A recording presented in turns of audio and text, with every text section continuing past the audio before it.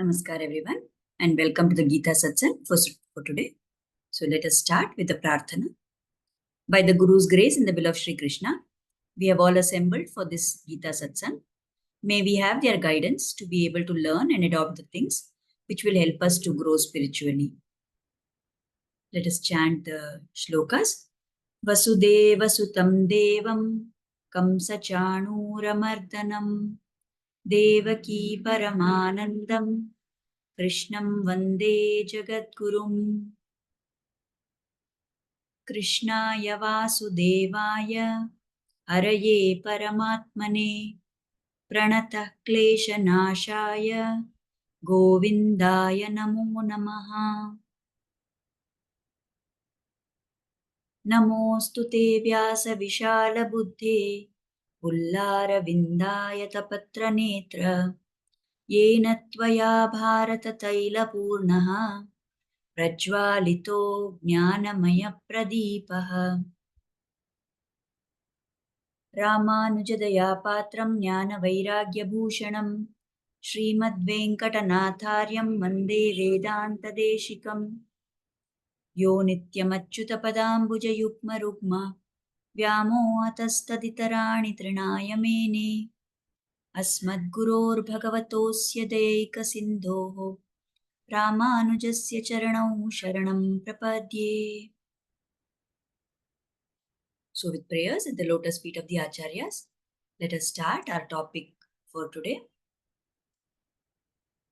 So in the previous 37 shloka, we had stopped with Krishna describing how Kama and Krodha, they are the two enemies for anybody who is on the path of getting Atma Sakshatkara. So in the 38th shloka, Krishna continues to explain because it seems like as if Arjuna has a doubt that how do these Kama and Krodha act. So Krishna is explaining the nature of this Kama, how it takes the Atma and Jnana of the Atma into its own control. So in 38th shloka, Krishna says, Dhume na vriyate vahnir yata darsho malena cha Yatholbena vrito garbhas tatha tene damavritam. Just as a fire is covered by smoke, a mirror is masked by dust, and the embryo, the fetus which is growing within the mother is concealed, is hidden by the womb. Similarly, one's knowledge gets shrouded, gets covered up by desire. So 3 examples here Krishna is giving to explain how the Atma and its Jnana get masked or get hidden because of the Kama which covers it. So why Krishna is telling these examples? Because he wants to clarify Arjuna's doubt that how exactly is this Kama behaving as an obstacle to Jnana Yoga. So he gives 3 examples. Kama covers, it shrouds the Atma in 3 ways. Just like smoke covers the fire, dust covers the mirror, and the uterus conceals the fetus which is growing within.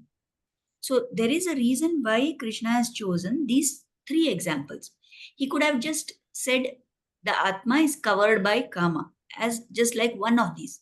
But why he is telling these 3 specific examples is because there is particular feature for each of these 3 examples. And all of them represent the degree and the manner in which this covering of the Atma by Kama takes place. So in the first example, Krishna is saying that just like smoke covers the fire. Now, where did the smoke come from? The smoke is not there till the fire is there. So there is a fire. As the fire burns, it creates the smoke. And that smoke which it has created itself covers it. Now, once the fire and smoke are there, the smoke covers the fire. Both the smoke and the fire are inseparable. They are together. They will exist at the same time. They cannot be separated from each other. Can I separate out and say, I want only the fire, I don't want the smoke? Or can I say, I only want the smoke, I don't want the fire? It is not possible. As long as the fire is there, the smoke will be there, isn't it? So, you know that famous proverb, what people say, that there is no smoke without fire. So here what is happening in this example is the fire has been lit and that fire leads to the smoke. Just like the fire and smoke cannot be separated from each other, so also Krishna is explaining Kama is inseparable from the Atma. At the end of one Janma, when this Atma sheds this Sharira and it goes on to take another Janma, takes another Sharira, at that time, the Kama which was there carries along, it comes along. So it can never be separated from the Atma. Then the second example which Krishna is giving, he says that just like dust covers the mirror, we must have all had this experience that we have cleaned the mirror and we have made it totally sparkling and shining so that we can see the reflection of ourselves in that very clearly. But if you observe after one day or if you are living in a dusty place, then you, after a few hours, what you notice, you have wiped it and you had made it sparkling clean, but already some dust particles have come and settled on it. So the dust particles which have settled on that mirror, they are distorting that mirror. They are covering that mirror. Now you can wipe off the dust, but they again reappear, right? So this is the commentators say sometimes that it is just like how Ravana had so many heads, and even after those heads were cut off, they kept growing back. So also this dust, it is covering the mirror. You wipe the dust off once, it will come back again. So just cleaning that mirror once is not going to be enough. Repeated cleaning has to be done if you want your mirror to always be clean.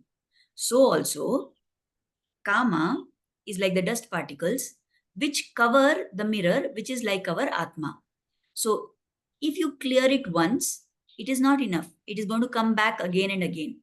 So also, we have to keep performing good achara. We need to keep following the right practices. Why? So that by doing these practices, we will be able to keep away the influence of the Kama on the Atma. So we said Kama is the dust. The dust is settling on the mirror. The mirror is the Atma. So what do we need to do? We need to keep cleaning. What is that cleaning agent that we are using? Our good spiritual practices, our following of the Anushtanas, our following the prescribed procedures for sadhana.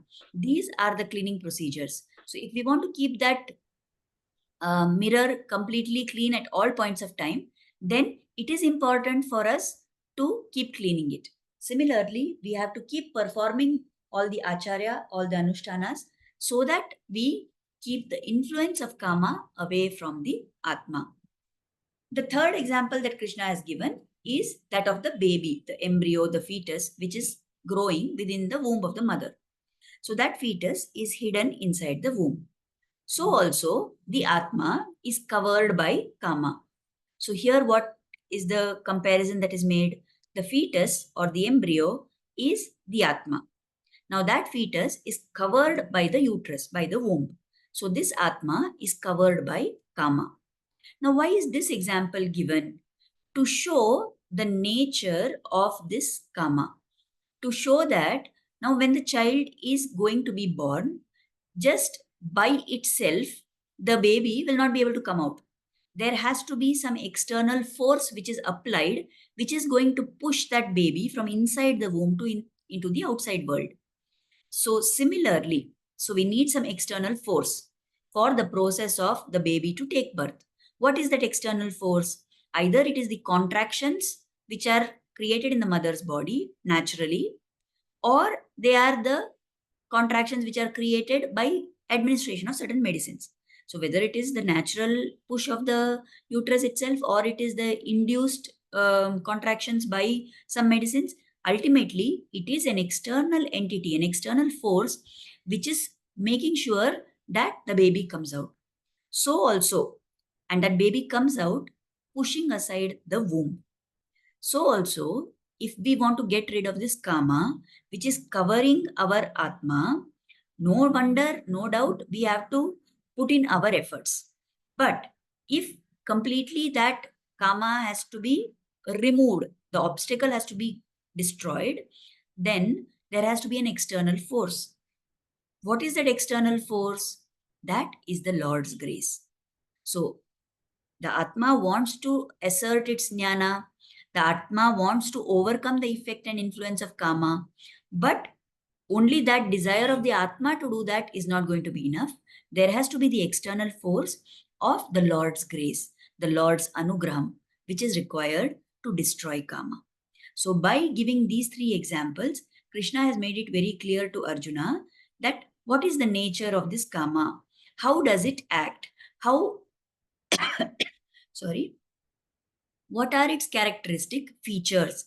So that by understanding that nature of karma, we know and we can be warned about its harmful effects. And we also know that we need to keep making efforts to overcome the effects of the karma. So we said that just like the fire is covered by the smoke, so also the Atma is covered by karma. So this tells us that for us at this level, even great jnanis get disturbed by karma. What is our status then, isn't it? So it is very difficult for us to expect that karma will go away. We need to understand that as long as we are living in this sharira, this karma will be there. It will keep having its influence on us. Second thing we need to know is that dust will always come and keep covering the mirror. You need to keep cleaning constantly. Similarly, we realize that we need to keep following achara and anushtana so that we keep removing the karma constantly. So that is effort from our side. But then we are also told that only our efforts is not enough. Just like the fetus is inside the womb and cannot come out by itself unless external force is applied, so also how much ever achara, anushtana, whatever I follow, merely my effort alone is not going to do the trick. To keep karma away from me, I need to have the grace of the Lord. So by this, Krishna has explained to Arjuna about the nature in which the karma covers up the knowledge or the jnana that we have. Now he goes forward and he explains that how this karma is totally uncontrollable. It can never be satisfied completely. So he explains in the 39th shloka that nature of karma. So he says, Avrittam jnanametena jnanino nityavairina kamarupena kaunteya dushpurenan dushpurenan alenacha. The knowledge of even the most discerning of persons. The most discerning of persons means somebody who is having good viveka, somebody who is having good ability to discriminate between right and wrong. Even such person's knowledge gets covered by this perpetual enemy. Perpetual means something which is there all the time, constantly present. So who is this enemy? Karma. And what is the nature of this karma? It is insatiable desire. It is desire which can never be satisfied. It can never be complete. And that burns like fire, O Kaunteya.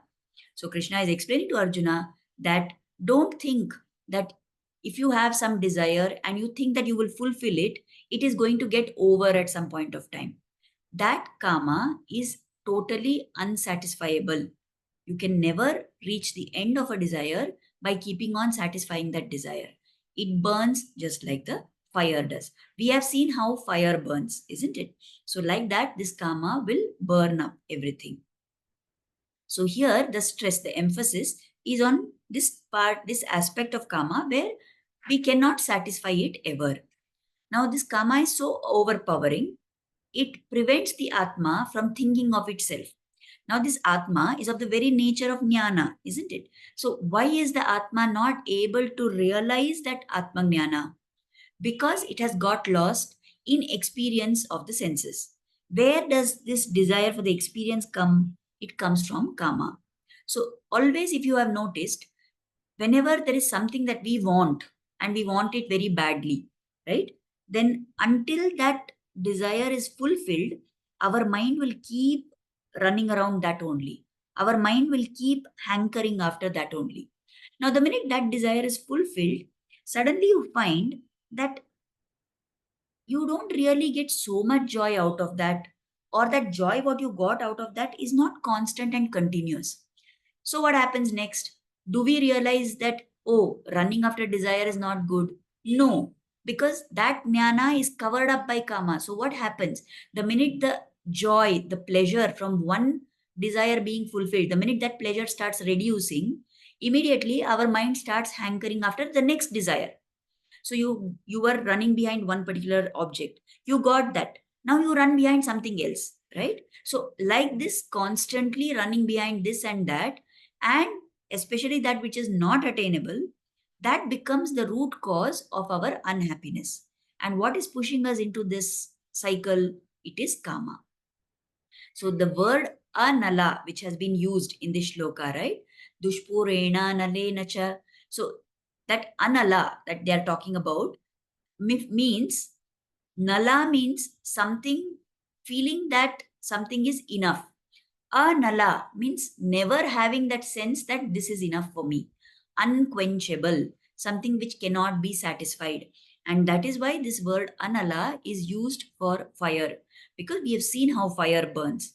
If fire is burning and you throw something into it, it will keep on burning with more and more intensity. And what are we doing? We are throwing things which our mind is craving for. We are giving that to the mind. So what happens? It is like putting butter or ghee into the fire. What happens when you put ghee into the fire? It blazes even stronger. Does it get extinguished? No. For that, you have to cut off the oxygen supply, isn't it? So if I keep providing more and more fuel, if I keep providing more and more oxygen to that fire, it will go on burning more and more. We have already seen in some previous satsangs the example of King Yayati, right? He wanted to enjoy pleasures. And so when he was cursed by the Guru Shukracharya to have a, old age, he did not want that because he still wanted to enjoy. So he went and begged his sons, and one of his sons accepted. He gave his old age to that son, and he took the young age of that son, and he continued to enjoy all his desires with that body of a young man. And after he had enjoyed for 1,000 years, he realized that no matter how much you enjoy, it is never getting over. It is never quenched, that desire. So then he came back, and with that self realization, he came back to his son and he said, "You take your youth from me, give me back my old age." And then he went in pursuit of Lord.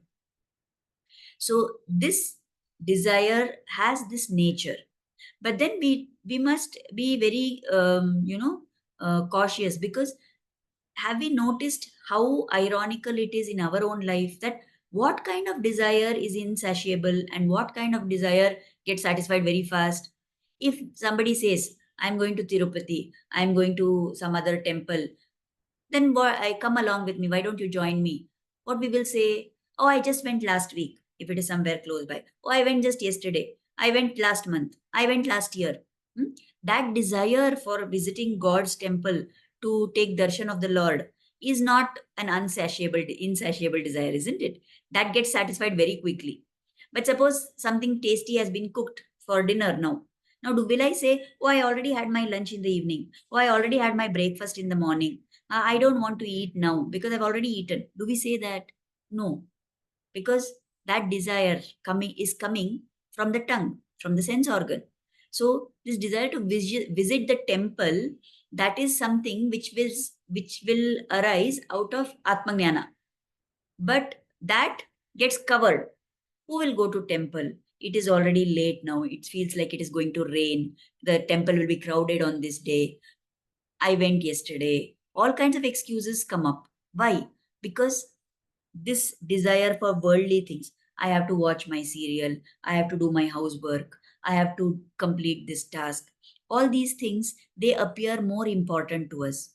So even such things, when they happen, they are an example of how karma is covering our atmajnana.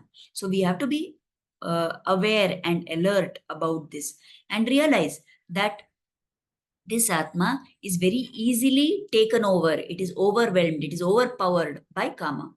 So when this atma is overwhelmed by the kama, there are two things that happen. First thing, our whole what you say process, our whole journey becomes about running behind this pleasure, that pleasure, that pleasure. But does it get satisfied? It does not get satisfied. So we keep running behind pleasures, but those pleasures Although we are trying to satisfy them, they never get satisfied. Now, to whom does this happen? It happens to those people who are new, who are novices on the path of Jnana Yoga. But for somebody who is fully established in Jnana Yoga, this will not happen. I think we have seen in some previous satsang in the past chapter, I think, or earlier in the third chapter itself, where Krishna gave the example of uh, Raja Janaka.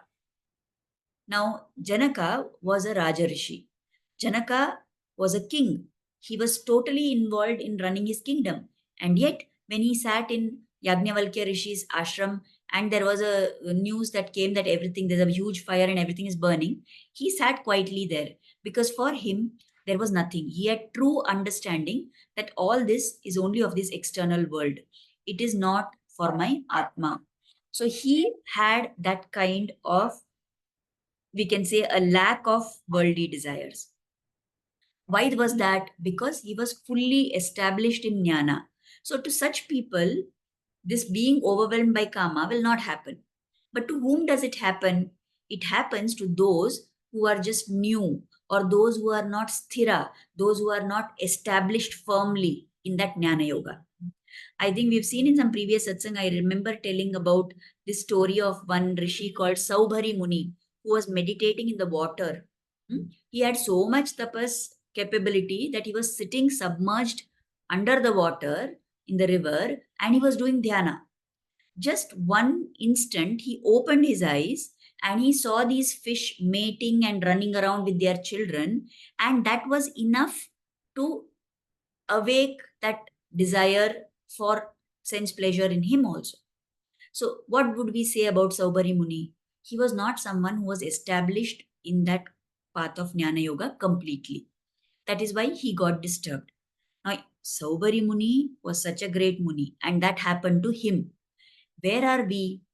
We don't even figure on that scale. If you are trying to rate Saubhari Muni and you're trying to rate Janaka and all these great people, we are not even reaching the baseline. We are below that baseline, isn't it?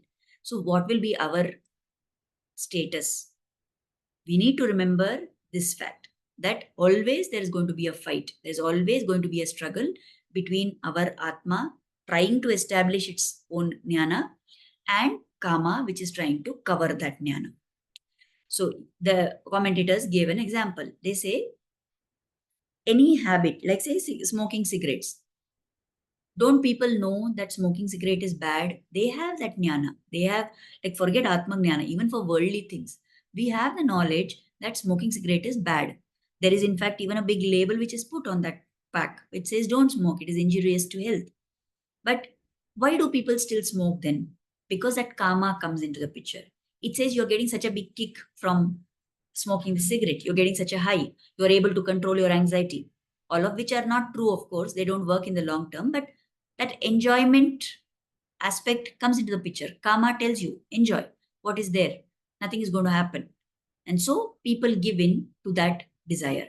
They give in to karma because they did not listen to the jnana that they had.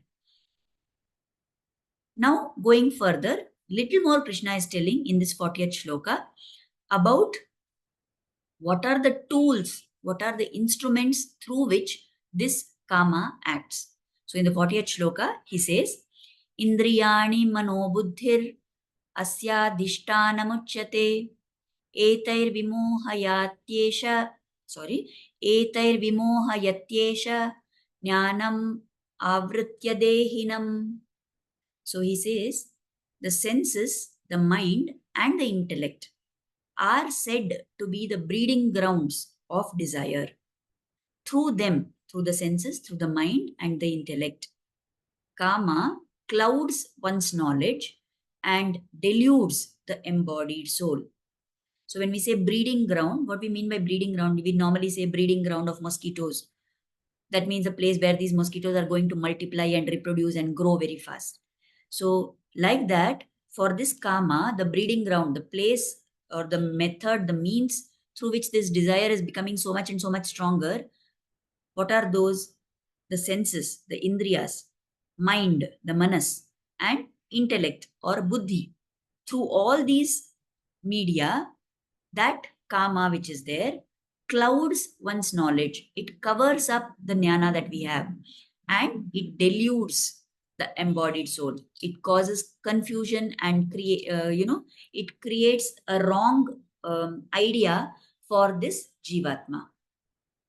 So, if we consider that jnana, atma jnana, knowledge about myself, knowledge about my true swarupa, if that is the crop that we have to grow, then we can say that kama is the weed which comes and tries to crush this crop and prevents it from growing.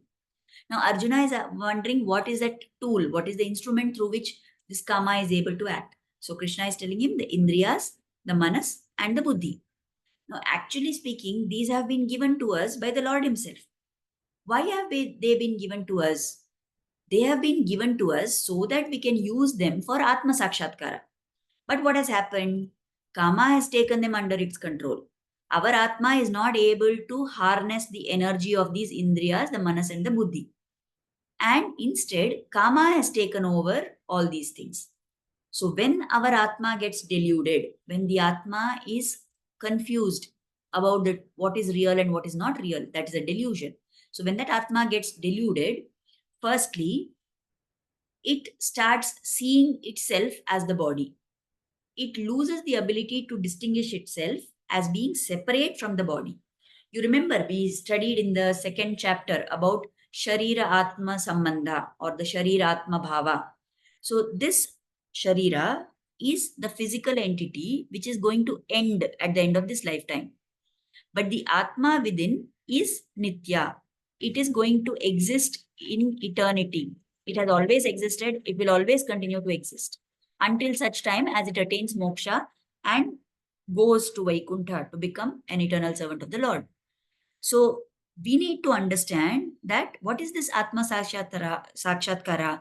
What is this Atma Jnana that we want? To understand, to be aware at all times that this Atma is the Nitya Vastu and it is separate from this Sharira in which it is residing. So if the Atma gets deluded, it does not see itself as different from the body. It thinks that the Atma, is the body. It thinks the body and the Atma are one. The minute this bhava comes in, thinking that I am the Atma, thinking that I, the Atma, am the body. The minute this thought process comes in, then anything which is done with the body, that starts thinking that I am the doer.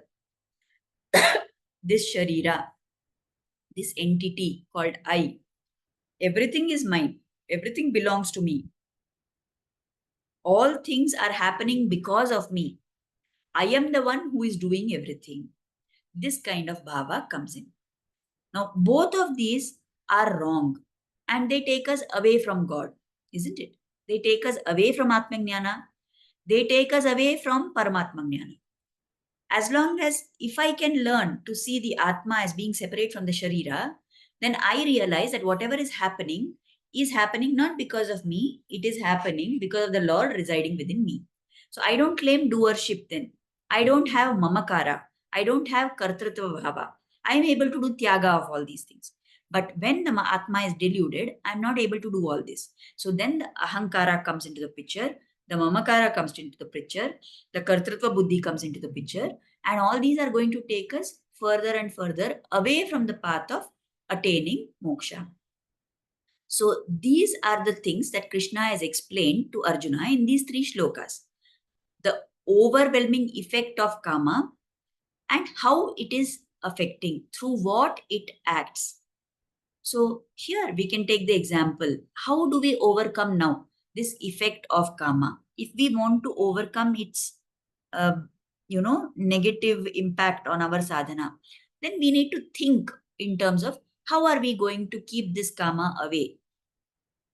Take a look at any of these de-addiction programs which are conducted. People are addicted to different things. In reality, it is told that this Atma of ours is Paramatma Swarupa, isn't it? So just like the Lord has Ananda as his Swarupa, this Ananda is also the nature of our Jivatma. But what happens because of the effect of karma, because we are caught up in this samsara, right? Because of the influence of the indriyas, the manas and the buddhi, what happens to us? We are not able to experience that ananda, which is actually within us. So we want to mimic that sense of pleasure at all times. So we run behind things in this world, hoping that something out of that will give me pleasure. We want to wear good clothes. We want to look good. We want to smell good to people. We want others to appreciate us. We want to eat tasty food. We want to own many possessions. We want to have somebody with whom we can enjoy, right? So all these things that we do, or hankering for many different things, are all things that we do because we are actually seeking for that pleasure. Now, in that, there are some people who go further one level into more and more of Maya. What do? They get addicted to certain substances. They think that cigarettes are going to give them the pleasure that they seek. They look for that pleasure in alcohol. There are people who are addicted nowadays to mobile phones.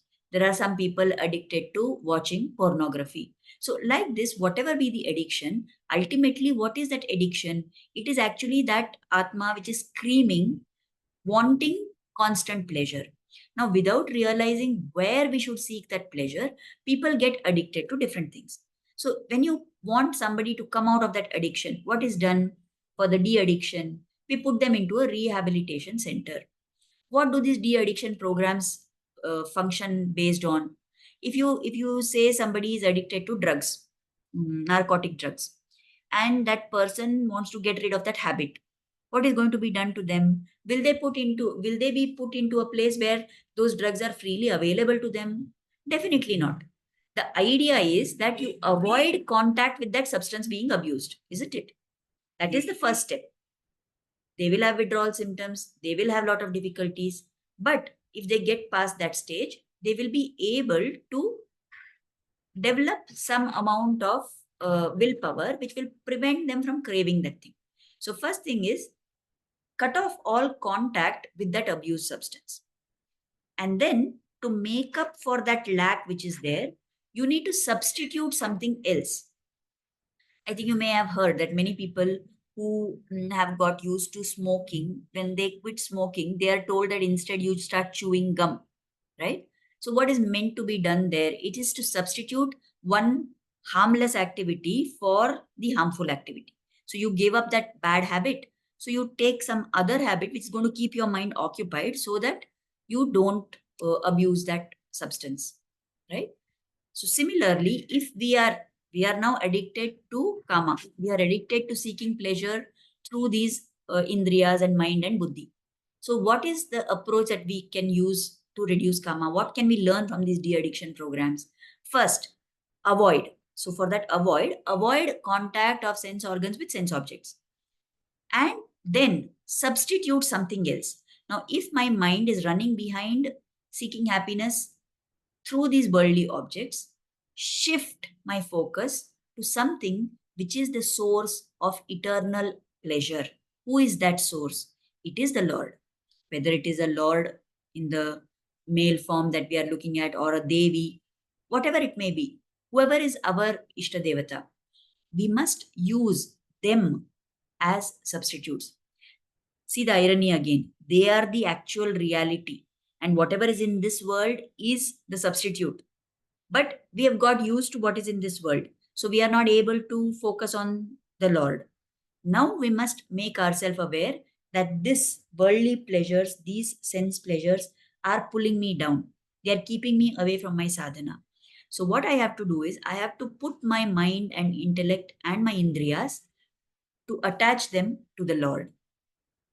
Use one thorn to remove another thorn. So you cannot entirely get rid of the karma. We said already that just like fire and smoke are there, they are inseparable. So what will I do then? Change the objective of that karma. Change the goal towards which that karma is working. Shift your karma from worldly pleasures to pleasure of being in the Lord's company. So use love of the Lord to overcome the karma of this world's pleasures. Many places, the Alvars, I think we have already said the Alvars are these great Tamil bhaktas of the Lord. They have sung of their experiences. Now, many places Alvars have sung, and they say that when this Alvar says, when I went and stood in front of the Lord, suddenly I noticed that my mind, my buddhi, and my manas, my indriyas, everything had gone and got attached to the Lord. I alone, the Sharira only, was standing in that place. See how different the Alvar's experience is from ours. Our indriyas, manas, and buddhi have all run and attached themselves to worldly pleasures. But the Alvar says, the indriya, the manas, and buddhi deserted me, they left me, and they ran to the Lord. So if we want to grow in our sadhana, then we have to take this attitude of the Alvars. We are not going to reach there very quickly. It is going to take ages for us. But that process of trying to seek pleasure from the Lord's company, that process itself is our sadhana. Many times people say that I'm not able to meditate. Being able to meditate is the ultimate goal. Getting there is your sadhana. Similarly, being able to experience pleasure from only the Lord is the ultimate goal. We are not at that stage now. Whatever we do to get there, that is our sadhana. So, we must remember this aspect and try to always seek pleasure from being in the Lord's company, singing His glories, singing His nama, singing bhajans, talking about the Lord, explaining about Him to other people, performing worship, going to the temple, bowing at His feet, doing His seva, doing archana, trying to see the Lord in all people around us, being good to other people because we think that they are all also parts of the Lord. The Paramatma exists in them also. So when we do all these things, we will gradually be able to grow in our sadhana and go further and further. And then the effect of this worldly karma will start becoming less. So let us pray that Krishna will bless us to be able to take these steps and to go further and further towards Him by overcoming and trying to overcome the effects of these worldly pleasures. So we have reached the end of our time also. And in the next satsang, we will take up the remaining 3 shlokas and then this third chapter will be over. I was just looking through the, I keep a record of the dates and, when we conducted the satsang, what topic we took up, how many people attended and all that. And it struck me that we started this Bhagavad Gita satsang. Our general satsang started long ago, but the Bhagavad Gita satsang, we had started it on the 14th of June, 2022. So 14th of June, 2022 to today, next week, if you say will be 13th June, then we are going to be 2 years into our Gita satsang. And we have come up to the end, we would have come up to the end of the 3rd chapter. So let us pray. And I've been noticing that the same 5-6 people, we have constantly stuck together, which itself is a great achievement, not of ours only, but as we said, the external force, the Lord is also there, gracing us and making us able, you to attend and me to conduct the satsang. So let us pray. Let us feel grateful for this journey that we have come so far. Let us feel grateful that Krishna is guiding us throughout this journey. And let us pray that we will continue this journey like this only in, in satsang, to continue for as long as it is required, for as long as it is possible for us by the Lord's grace. So let us offer Kritagnyata now. We are almost ending the time. Let us offer gratitude at the lotus feet of Sri Krishna and Guru for inspiring us to start and join this satsang. And let us pray for their blessings and grace to always be on us. Thank you everybody for attending. Namaskara. We'll meet again next Thursday.